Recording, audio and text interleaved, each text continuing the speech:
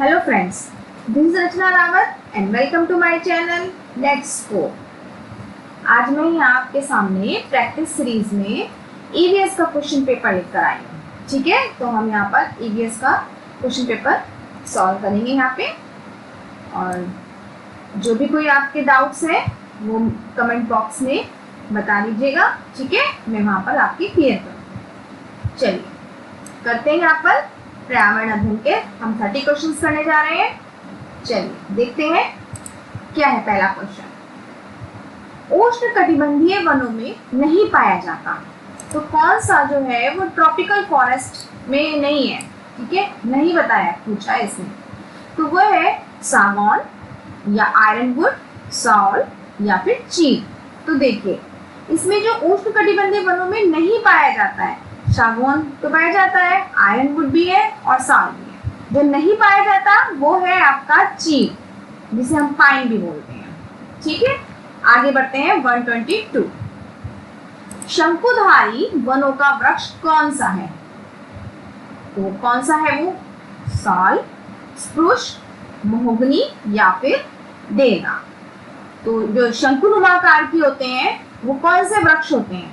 इनमें से 4 ऑप्शन में से हम जाएंगे। देखिए जो हमारा स्प्रूस होता है ना वो भी होता है थोड़ा, लेकिन हम जाएंगे डी जो है वो देवदार का वृक्ष है, वो पूरी तरह शंकुधारी वृक्ष में गिना जाता है। ठीक है, शंकुधारी वनों का वृक्ष कहलाता है। ओके, अब हम चलते हैं 123 की ओर।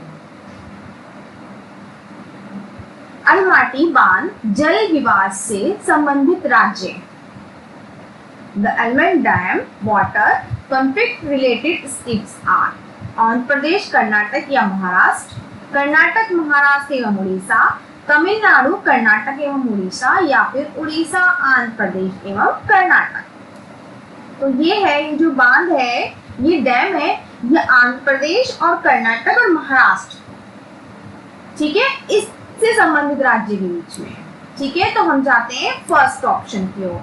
First option is right. अब हम आगे बढ़ जाएंगे 124 की ओर। सर्वाधिक प्रचलित जैव कीटनाशक है। ठीक है, बायो इंसेक्टिसाइड्स कौन सा है? सबसे कॉमन जो है वो कौन सा है? फर्स्ट है आक, जिसे कैलोट्रॉपिक्स कहते हैं। नेक्स्ट है धतूरा, थर्ड है नीम और डी है बबूल। तो ये है हमारा नीम। सबसे आपको नॉर्मली आसपास, अपने घरों के आसपास आपने नीम देखा होगा। ये बायो इंसेक्टिसाइड्स है। ठीक है, हर तरीके से औषधि में और कीटनाशक की तरह ये यूज होता है। ठीक है, चलिए अब हम आगे बढ़ते हैं 125 की ओर। आपने देखा होगा नीम का अधिकतर चावल में हमारे घुंस वगैरह लग जाते हैं या फिर कीड़ा लग जाता है, तो हम उसमें नीम के पत्ते रखते हैं। ठीक है, तो इस तरीके से कीटनाशक का काम करता है नीम की पत्तियां। ठीक है, और इसकी निमोलीज जो होती हैं और पत्तियां जो होती हैं वो औषधि का काम भी करती हैं। ठीक है ना, चलिए अब हम आगे बढ़ जाते हैं 125 की। पर्यावरण के किस वैचारिक क्षेत्र में पदार्थ के लिए न्यूनतम भंडारण क्षमता है? वायुमंडल, स्थलमंडल, जलमंडल या फिर जीव? तो इसमें हो जाएगा हमारा वायुमंडल।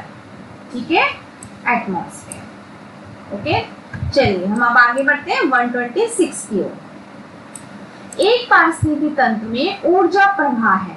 इन an ecosystem the flow of energy is द्विदिश, चक्रीय, एक दिशीय या फिर बहुदिशीय। तो ये हमेशा कैसी होती है? इकोसिस्टम की ऊर्जा जो होती है वो होती है हमारी एक दिशीय। तो सी पर हम राइट लगा देंगे। ओके, ऊर्जा का प्रवाह एक दिशा में होता है। ये नहीं होता कि चारों दिशा में दोनों तरफ ऊर्जा जा रही है, एक दिशा होता है। अब हम चलेंगे 127 की ओर। निम्न में से कौन सा कथन असत्य है? ठीक है, रॉन्ग पूछा है, कौन सा फॉल्स है? अकार्बनिक पोषक तत्वों का पारिस्थितिकी तंत्र में पुनः चक्रण होता है। सेकंड, पारिस्थितिकी तंत्र में ऊर्जा का प्रवाह कार्बन कार्बन बंध के रूप में होता है। या फिर ये बात ठीक है, पारिस्थितिकी तंत्र में ऊर्जा का पुनः चक्रण होता है। श्वसन प्रक्रिया में ऊर्जा उद्गामित होती है। अब देखिएगा, inorganic nutrition are recycling in ecosystem, ये बात बिल्कुल सही जाती है। ठीक है, हमसे पूछा है असत्य है। पारिस्थितिकी तंत्र में जो कार्बन कार्बन बॉन्ड होता है उसमें ऊर्जा का प्रवाह इस रूप में ही तो होता है, ये बात भी सही है। और जो रेस्पिरेशन प्रोसेस होता है उसमें एनर्जी क्या होती है, रिलीज होती है। तो क्या बात इसमें रॉन्ग है, देखिए जो कि एनर्जी फ्लो इसमें होती है, energy is recycled in A ecosystem, means पारिस्थितिकी तंत्र में ऊर्जा का जो होता है वो पुनः जो चक्रण होता है वो नहीं, ठीक है ना। तो हम जाते हैं सी की ओर, ये गलत बात है, फॉल्स है, रिसाइकिलिंग, ठीक है। अब हम आगे बढ़ जाते हैं 128 की ओर। 128 क्या कहते हैं, EIA का पूरा नाम क्या है, environmental and industrial act, environment and impact activities, environment impact assessment, या फिर एनवायरमेंटली इंपॉर्टेंट एक्टिविटी। तो इस ये हो जाता है EIA का फुल नेम जो हो जाता है वो है एनवायरमेंट इम्पैक्ट असेसमेंट। ओके, हम जाएंगे सी की, ठीक है। चलिए आगे बढ़ते हैं। अब हम प्रत्येक वर्ष पृथ्वी दिवस मनाया जाता है। देखिए ये दिन तारीख जो है मोस्टली पूछे जाते हैं, जैसे ओजोन दिवस कब मनाया जाता है, ठीक है ना, जैव विविधता दिवस कब मनाया जाता है, ये सब जो है एक नंबर का जरूर आ जाता है, यूटेट हमेशा पूछ लेता है। तो ये आप अच्छे ढंग से करके जाइएगा। तो ये जो होता है पृथ्वी दिवस 22 अप्रैल को होता है, ठीक है, ये ऑप्शन इज राइट होता है। चलिए आगे बढ़ते हैं। नील शिशु संरक्षण मिथोमोल फ्लोरेलिया जल में किस चीज की अधिकता के कारण होता है। फर्स्ट है फॉस्फेट, सेकंड सल्फर, सी आर्सेनिक या फिर नाइट्रेट। तो ब्लू बेबी सिंड्रोम किससे अधिकता के कारण होता है, तो वो होता है नाइट्रेट की अधिकता। जब इसकी एफिशिएंसी ज्यादा हो जाएगी तो ये ब्लू बेबी सिंड्रोम होता है, ठीक है। नेक्स्ट आगे बढ़ते हैं 131 की ओर। पीने के पानी में फ्लोराइड्स की अधिकतम स्वीकार्य मात्रा है। तो पीने के पानी में फ्लोराइड्स की कितनी मात्रा है, लगभग ये है हमारी 1.50 मिलीग्राम पर लीटर। हम जाएंगे सी की। ये छोटी छोटी बातें हैं, ये याद रखने वाली बातें, अक्सर यूटेट पूछ लेता है, ठीक है। वाटर से रिलेटेड ये सब पूछ लेता है। अब देखिए डिजीज के बारे में आ गया है। हैजा एवं आंतरिक ज्वर के कारण है। Chlorella and typhoid are caused by, किसके कारण होता है ये, कीड़े नहीं, कीड़े के बारे में। हैजा आपको पता है हैजा कैसा होता है, नॉर्मल पानी वाली केस से होता है, ठीक है। आंतरिक ज्वर कैसे होता है, टाइफाइड कैसे होता है, विषाणु, विषाणु भी रॉन्ग हो जाएगा। सी जीवाणु जिसे बैक्टीरिया कहते हैं, इसके कारण होता है, ठीक है। बैक्टीरिया के कारण ही हमारे में क्लोरेला और टाइफाइड जैसी चीजें होती है।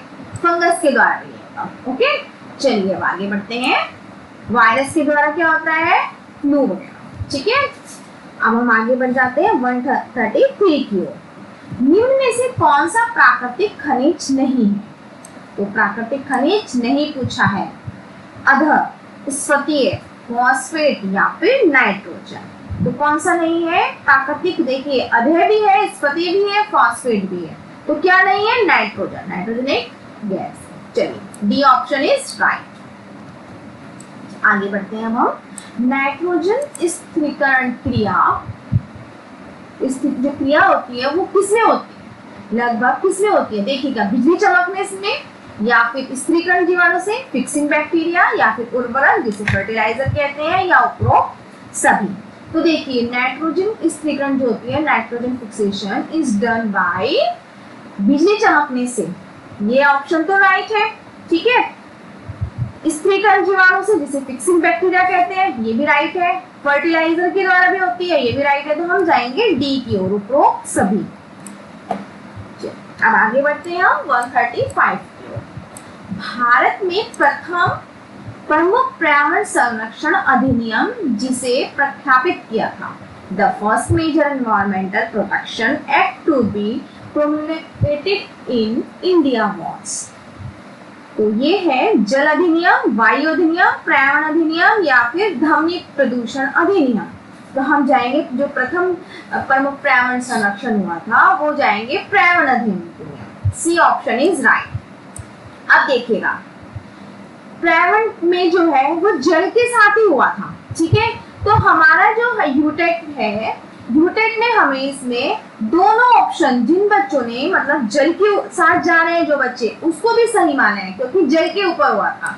ठीक है, तो जल अधिनियम और पर्यावरण अधिनियम, यूटेट ने ये दोनों ही आंसर राइट कहे। ठीक है, तो इसको जरा ध्यान में रखते हुए हमने यूटेट की जो आंसर की है इसकी वो भी चेक करी है।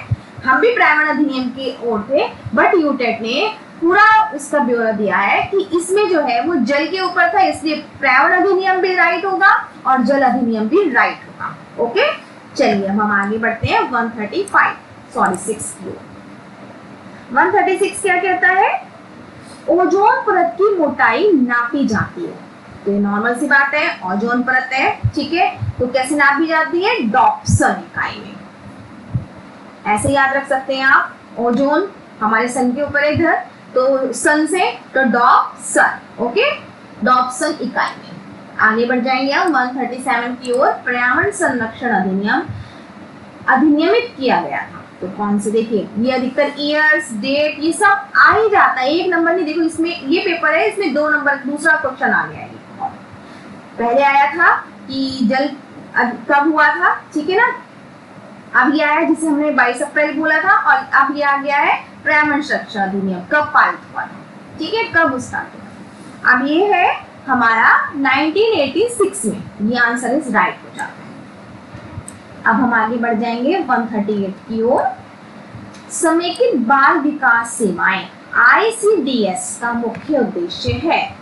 क्या मुख्य उद्देश्य है इसका? जो मुख्य उद्देश्य है प्रतिरक्षा, इम्यूनाइजेशन, ये भी ठीक है, स्वास्थ्य जांच एवं सिफारिश सेवाएं, health checkup and referral service, ये भी बात ठीक है, ये होती है। पूर्व स्कूली एवं अनौपचारिक शिक्षा, pre school and non formal education, ये भी बात ठीक है, ये भी उद्देश्य है उनमें। तो हम जाएंगे डी की ओर, ऑल ऑफ द अबव। ठीक है, चलिए अब हम आगे बढ़ते हैं 139 की ओर। ISO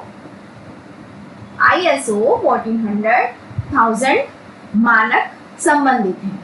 तो किससे संबंधित है? ISO 14000 standards is related to प्रदूषण प्रबंधन, पॉल्यूशन मैनेजमेंट से जोखिम प्रबंधन, रिस्क मैनेजमेंट, पर्यावरण प्रबंधन, एनवायरमेंटल मैनेजमेंट, या फिर नन ऑफ द अबव, इनमें से कोई नहीं। तो ये जाता है हमारे पर्यावरण प्रबंधन को, एनवायरमेंट मैनेजमेंट, इससे संबंधित है। ओके, आगे बढ़ते हैं 140। सौर ऊर्जा संग्रहित होती है। तो सोलर एनर्जी कहाँ स्टोर होती है? वो हमें पता है, ये सोलर एनर्जी कार्बन बनती है। ए इज राइट। अब हम आगे बढ़ जाएंगे 141 की ओर। कुछ जीव जैसे घास, सिंपरनी, चूहे, टिड्डे एवं मल एक खाली स्थान पर रहते हैं। सामूहिक रूप से इन्हें कहते हैं। तो इन्हें सामूहिक रूप से क्या कहते हैं? किस तरीके का वो सिस्टम बन रहा है एक तरीके से। ठीक है, क्या चीज है ये? अब देखिए, घास है, वहां पे सिंपरनी है, चूहा भी है, टिड्डे भी है, और मल एवं वो भी है। ठीक है, तो ये एक क्या बन रहा है? ये सिंपरनी किसे कहते हैं? सिंपरनी जो है, जैसे देखिए, ग्रास एंड डैंडलाइन्स और लॉयंस, माइस, ग्रासहॉपर, ये सब जो है एक समुदाय के हैं। ठीक है ना, हमें पता चल रहा है ये इन सब चीजों का क्या है? एक समूह। समूह किसे कहते हैं? इसमें एक समुदाय है, कम्युनिटी है। तो बी आंसर इज राइट। ठीक है, चलिए अब हम आगे बढ़ते हैं 142 की ओर। पर्यावरण अध्ययन के शिक्षक के रूप में आप बच्चों को चिड़ियाघर ले जाने की योजना बनाते हैं। चलिए हम चिड़ियाघर ले जा रहे हैं, उसके बाद आप बच्चों को इनमें से कौन सी गतिविधि करने की अनुमति नहीं देंगे? क्या चीज आप नहीं देंगे बच्चों को करने के लिए? चिड़ियाघर के जानवरों के लिए बहुत सारी खाने की सामग्री ले जाना। चिड़ियाघर में विभिन्न जानवर कौन सा भोजन खाते हैं यह पता लगाना।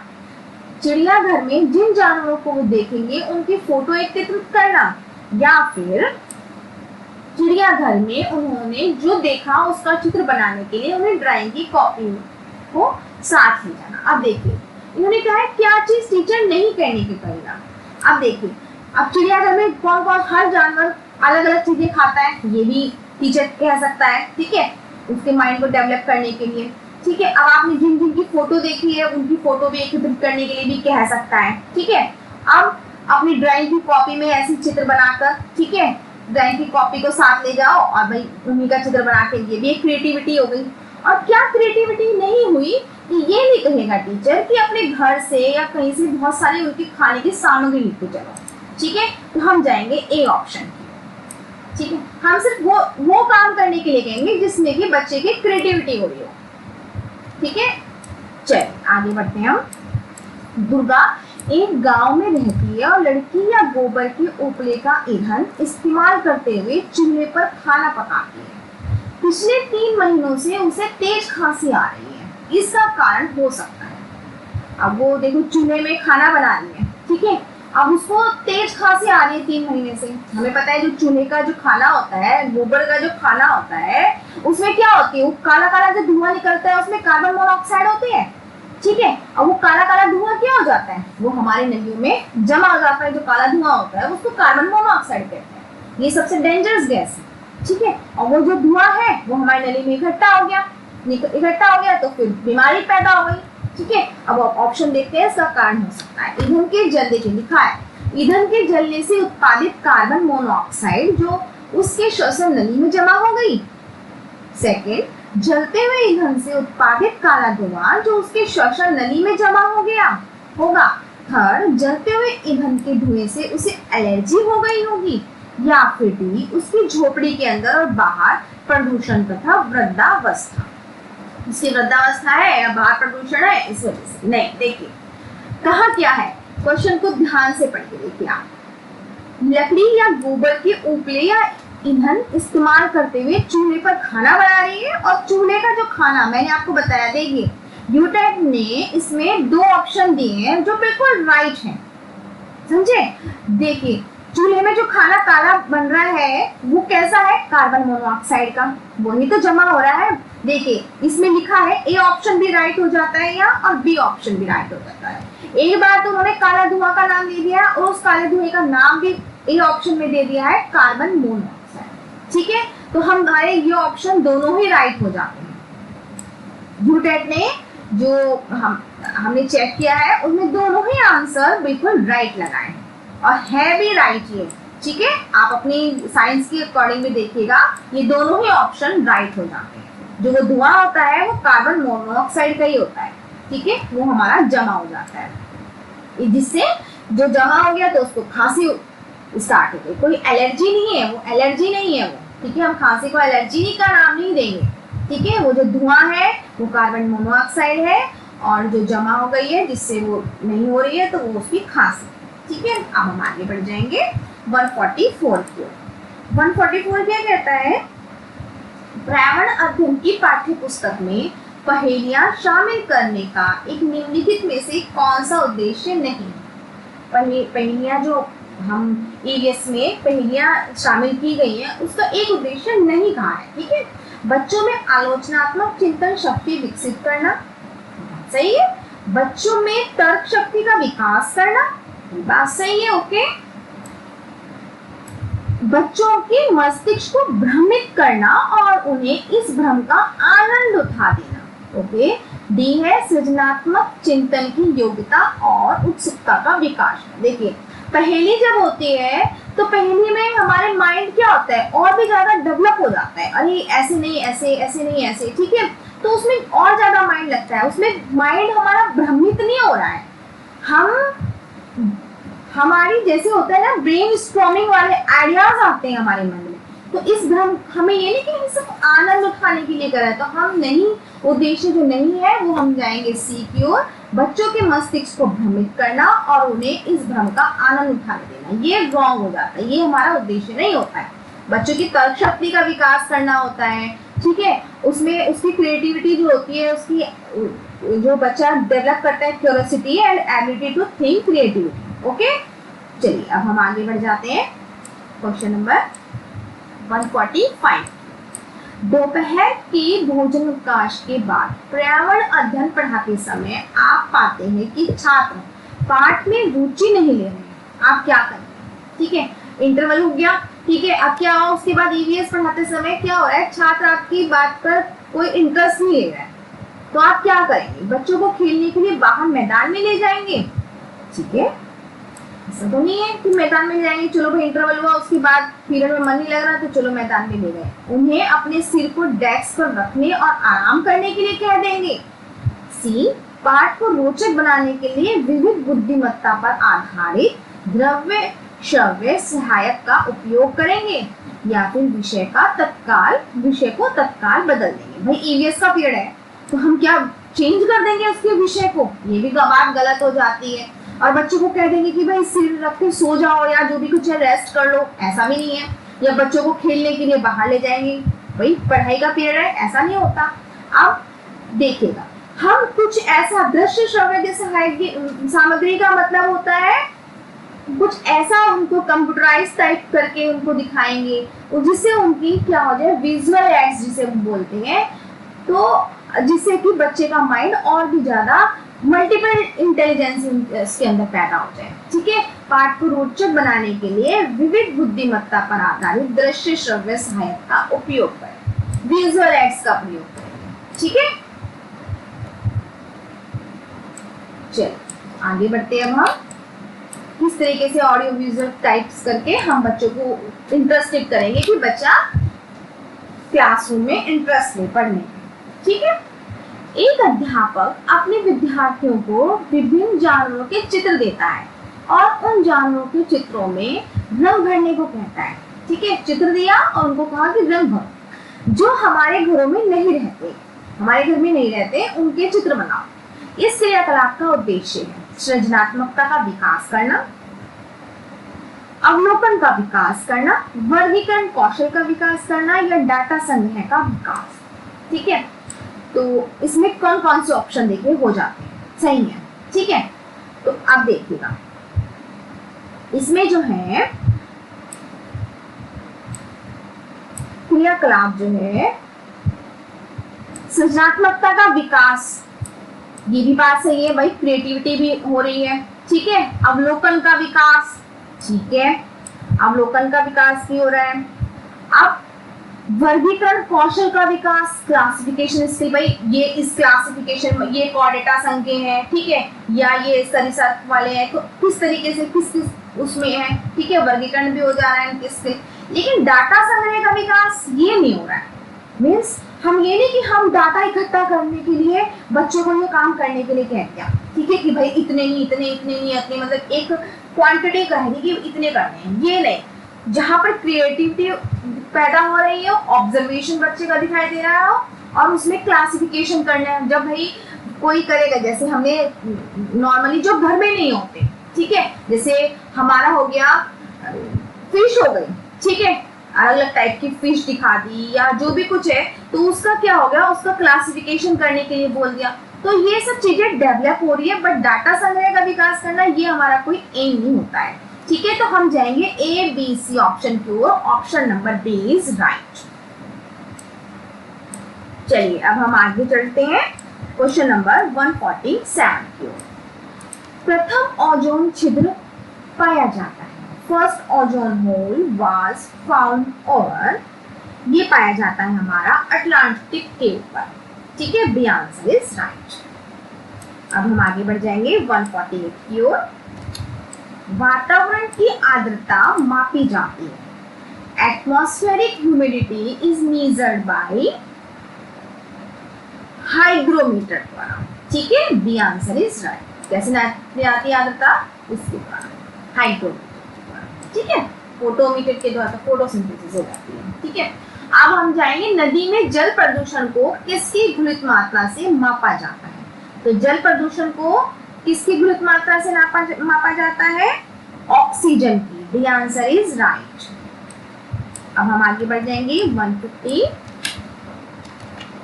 निम्न में से कौन सर्वाधिक स्थिर पारिस्थितिकी तंत्र है, which of the following is the most stable ecosystem.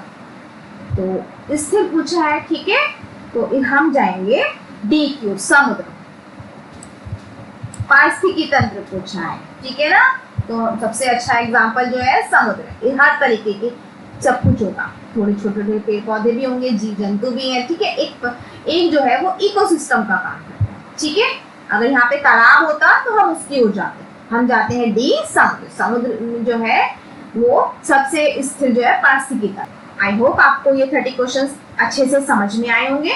ठीक है, तो मिलते हैं नेक्स्ट वीडियो में। ये हमारी जो थी वो 2019 का क्वेश्चन पेपर मैंने आपको कराया है। तो इसी तरह हमारे साथ हमारी इस प्रैक्टिस सीरीज में आगे बढ़ते रहिए और हम आपको यहाँ पर प्रैक्टिस कराते रहेंगे। हमारा मिशन इसी तरह सक्सेस हो जाएगा। आप जब सक्सेस होंगे तो चलिए मिलते हैं नेक्स्ट वीडियो में। आई होप आपको मेरी ये वीडियो पसंद आई होगी, तो लाइक कीजिए, शेयर कीजिए और सब्सक्राइब कीजिए। Thank you.